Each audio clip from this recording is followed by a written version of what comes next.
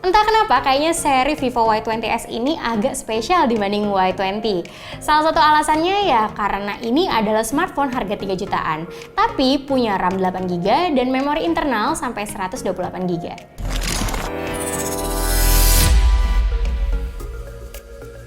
Makin kesini, vendor-vendor emang makin rajin nih ngerilis HP dengan RAM sama memori internal gede, tapi harganya terjangkau. Dengan adanya persaingan kayak gini, tentu bikin calon pembeli bakal makin untung karena pilihan smartphone-nya jadi banyak banget. Di Vivo Y20s ini selain punya storage gede, keunggulan lainnya itu ada di kapasitas baterai yang juga gede. Bayangin aja dengan kapasitas baterai 5000 mAh dan didukung 18 watt flash charge, rasanya bakal cukup banget buat kebutuhan sehari-hari, ditambah juga walaupun baterai 5000 mAh, tetapi desainnya lebih tipis dari sebelumnya. Cuma 8,4 mm termasuk salah satu 5000 mAh tertipis di kelasnya. Jadi digenggamnya lebih enak, intinya dapat perpaduan baterai yang awet dengan desain tipis juga.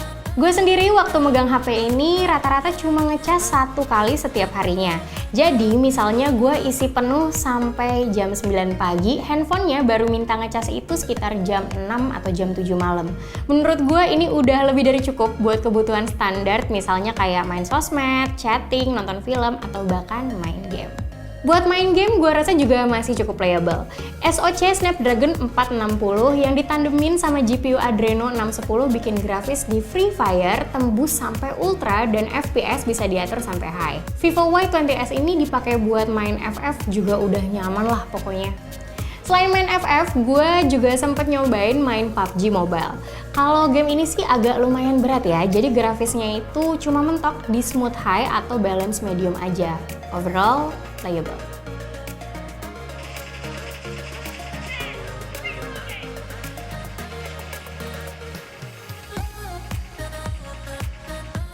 Ya, walaupun ini adalah smartphone terjangkau, tapi nyatanya Vivo ngasih desain smartphone yang menurut gue nggak kelihatan murahan. Backdoor sama frame-nya sih emang masih pakai bahan plastik. Cuma karena finishingnya matte plus, warnanya kalem gitu. HP-nya jadi kelihatan lebih elegan, gak norak, dan pastinya gak gampang kotor sama bekas sidik jari. Di bagian belakangnya juga cukup minimalis karena cuma ada logo Vivo sama rumah kameranya aja. Yang gue pegang ini warnanya Purist Blue atau ada satu warna lain Obsidian Black dengan finishing glass look. Cuma pas pindah ke depan, gue disajiin sama desain layar yang mana menurut gue udah cukup jadul nih. Jadi layarnya itu luas, cuma bezelnya tebel, terutama di bagian bawah. Sama yang di kamera depan itu masih pakai desain water drop, bukan punch hole kayak kamera zaman sekarang. Ukuran layarnya itu 6,51 inci pakai panel IPS yang resolusinya HD+ 720x1600 pixel. Layarnya emang agak nanggung sih. Kalau ngelihat HP yang harganya setara itu udah Full HD sama pakai panel AMOLED. Tapi Y20s ini punya fitur Eye Protection Mode buat kenyamanan penggunaan layar. Tapi walaupun gitu, sampai sekarang gue nggak ngalamin masalah sama layarnya. Konten tulisan dan gambar juga tetap kelihatan jelas meski dilihatnya di bawah sinar matahari langsung. Tepat di bawah layar, gue ngeliat beberapa port yang bisa dipakai. Misalnya jack audio 3,5 mm sama port micro USB. Di sebelahnya ada grill speaker mono dan mikrofon. Kalau slot kartu adanya di sebelah kiri yang bisa nampung 2 kartu SIM nano hybrid. Penempatan tombol-tombol adanya di sebelah kanan, di atas ada tombol volume rocker, dan di bawahnya ada tombol power yang nyatu sama sensor fingerprint, yang disebut Vivo sebagai Ultra Fast Swipe Fingerprint.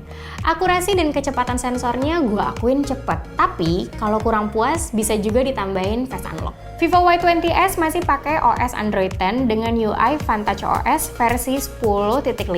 Sejauh ini tampilannya nggak banyak berubah dari Vivo-Vivo sebelumnya. Dark Mode ada, Multi Turbo 3.0 ada, Ultra Game Mode ada, sama fitur penting kayak Eye Protection juga tetap ada. Kalau soal foto-foto, Y20s ngandelin setup 3 kamera belakang, AI triple makro kamera plus 1 kamera depan. Yang paling atas itu lensa utama 13 megapiksel f2.2, kedua lensa super bokeh 2 megapiksel f2.4, dan terakhir 2 megapiksel f2.2 lensa super makro. Buat UI kameranya sih standar HP Vivo. Mode auto bisa milih lensa sama aktifin filter dan HDR. Di sebelahnya ada mode portrait buat bikin efek background blur dan beauty, sama sisanya ada di mode. Menurut gue hasil kameranya standar-standar aja, sesuai lah sama harganya. Dipakai buat foto outdoor juga hasilnya masih cukup terang. Walaupun gue ngerasa saturasi warnanya itu agak kurang, tapi overall oke lah. Kalau buat kamera depan dengan resolusi 8 megapiksel f1.8, mode kameranya sih kurang lebih mirip sama yang belakang. Terus kalau hasilnya itu lumayan pas dipakai foto di luar ruangan.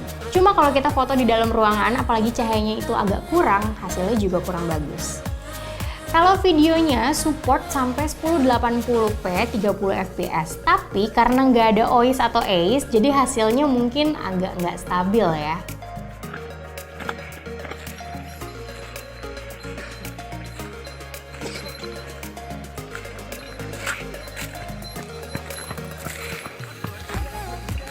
Di Indonesia, Vivo Y20s ini dijual 3 jutaan.